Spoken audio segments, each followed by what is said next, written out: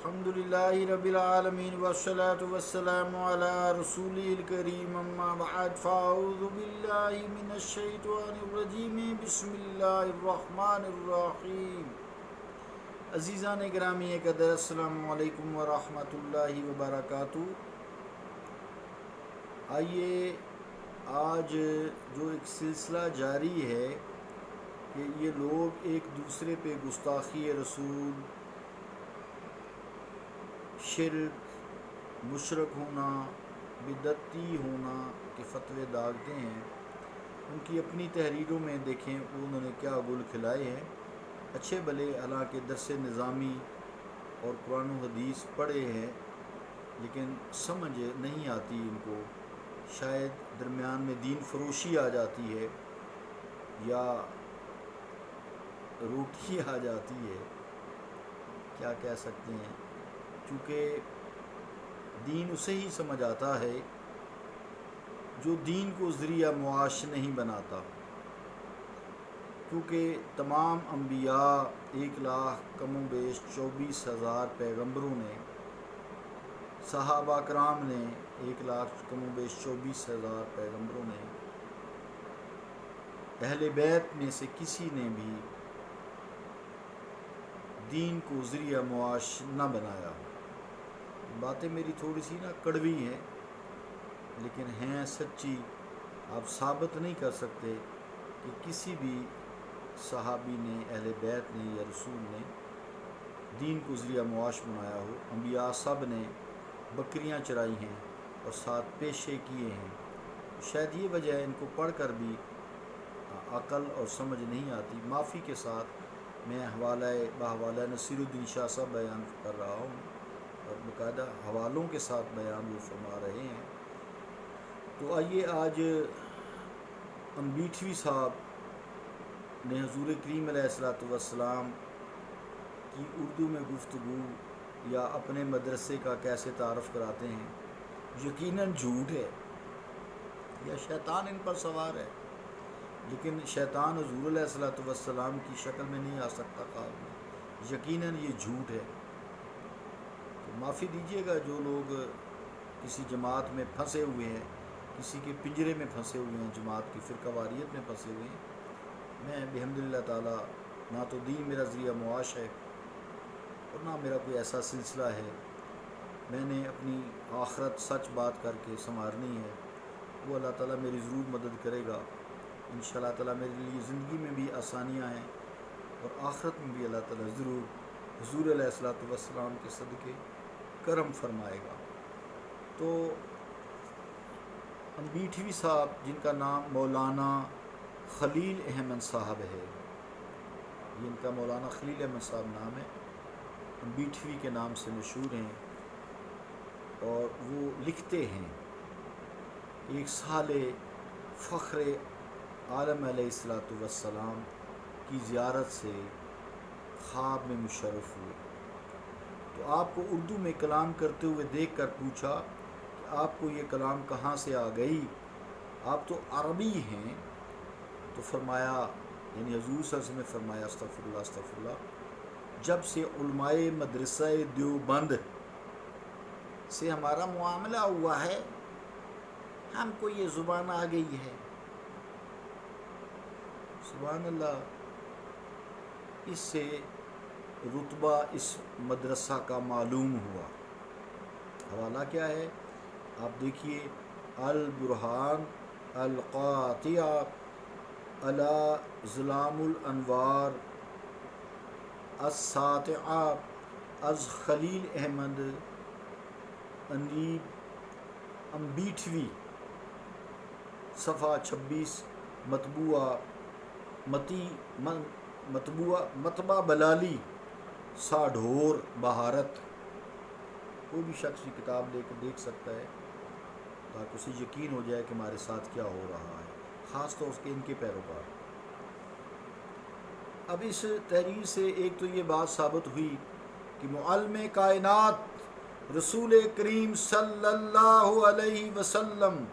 جن کے بارے میں قرآن مجید نے کہا ہے وَعَلَّمَكَ مَا لَمْ تَكُنْ تَعْلَمْ، اے مصطفیٰ ہم نے آپ کو ہر وہ علم سکھا دیا ہے جو آپ نہیں جانتے تھے، وَكَانَ فَضْلُ اللَّهِ عَلَيْكَ عَظِيمًا، اور آپ پر یہ اللہ تعالیٰ کا فضل عظیم ہے۔ تو اس علم میں اردو نہیں ہے، عقل کرو، قرآن سمجھو، اس کی قرآن کی بات سمجھو۔ قرآن کیا کہہ رہا ہے؟ سیدھی بات ہے، وَعَلَّمَكَ مَا لَمْ تَكُنْ تَعْلَمْ، اے مصطفیٰ ہم نے آپ کو ہر وہ علم سکھا دیا جو آپ نہیں جانتے تھے۔ تو اس تاریخ سے ایک تو یہ بات ثابت ہوئی کہ معلم کائنات کو علماء دیوبند سے رابطہ کرنے کے بعد اردو آئی۔ اللہ کہہ رہے میں نے سکھائی ہے، ہر زبان سکھائی ہے، پرندوں کی بولیاں سکھائی ہیں،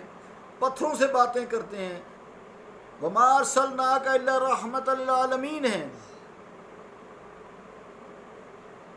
حیرت کی بات ہے، خدا کا یار خوف کرو، نعوذ باللہ، اس سے پہلے آپ کو اردو نہیں آتی تھی، اللہ نے تو ہر علم سکھا دی ہے۔ دوسرے یہ کہ اپنے حق میں تو خوابوں پر بھی اعتبار کیا جاتا ہے، مگر جب اولیاء اللہ میں سے کسی کو ایسا خواب آتا ہے جس میں مصطفیٰ کریم صلی اللہ علیہ وآلہ وسلم ما زاغ البصر وما طغى، وہ چشم مصطفیٰ خواب میں نظر آ جاتی ہے، زیارت ہو جاتی ہے کسی ولی کو، کسی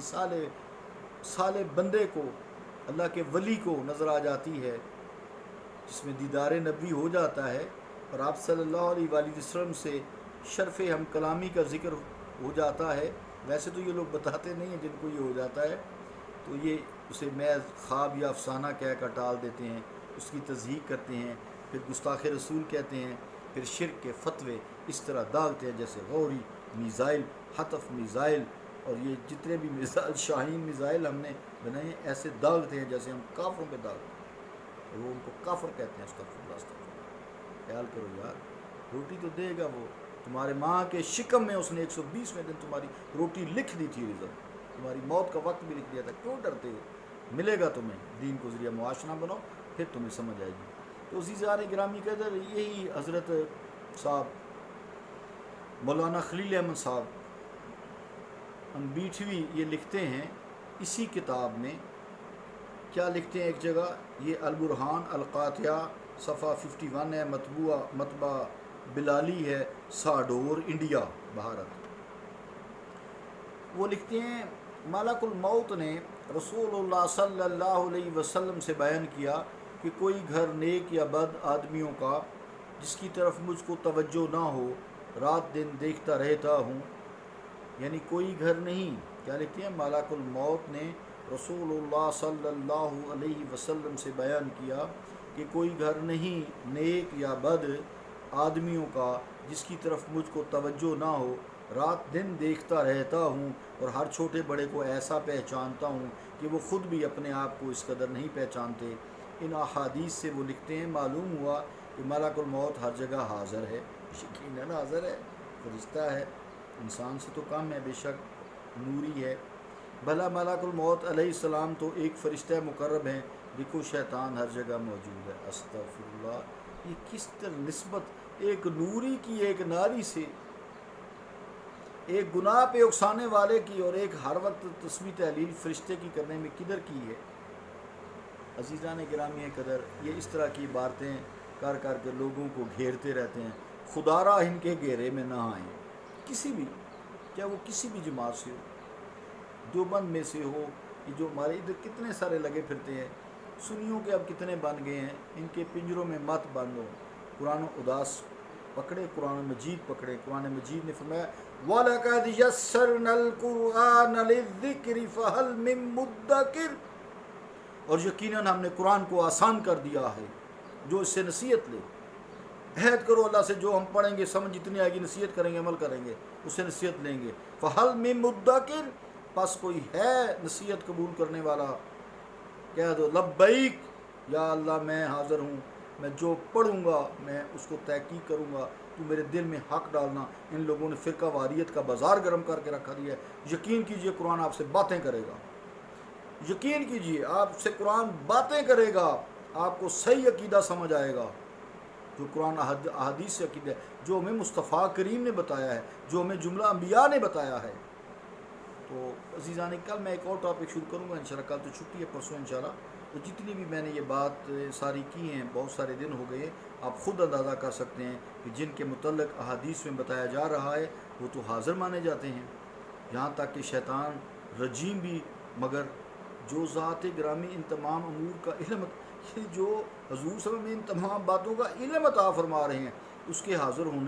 حاضر ناظر ہونے میں طرح طرح کی اشکالات، سخت سست الفاظ استعمال کیے جاتے ہیں، اور جو آپ کو حاضر ناظر کہتا ہے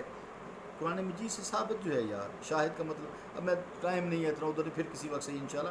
قرآن و حدیث سے آپ حاضر ناظر ہی ہیں نا، فرشتے حاضر ناظر، ملک الموت ہے، جبرائیل تو اب چھٹی پہ ہیں کہ انبیاء نے نہیں آنا، تو فرشتے تو موجود ہی ہیں نا۔ اللہ رب العالمین ہمارے عقائد کی درستگی فرمائے، اور ایسے لوگ جو فرقہ واریت کو ہوا دیتے ہیں اور لوگوں کو گھیر گھیر کر اپنے پیسوں کے لیے اپنے ساتھ چمٹاتے ہیں، اللہ تعالی ہمیں تو ان سے بچا لے، تو ہمیں ہمارے دلوں میں خود ہی اپنے کلام کا علم عطا فرما دے۔ صلی اللہ تعالی علی رسول خیر خلقہ محمد و علی آلہ و اصحابہ اجمعین برحمتک یا ارحم الراحمین۔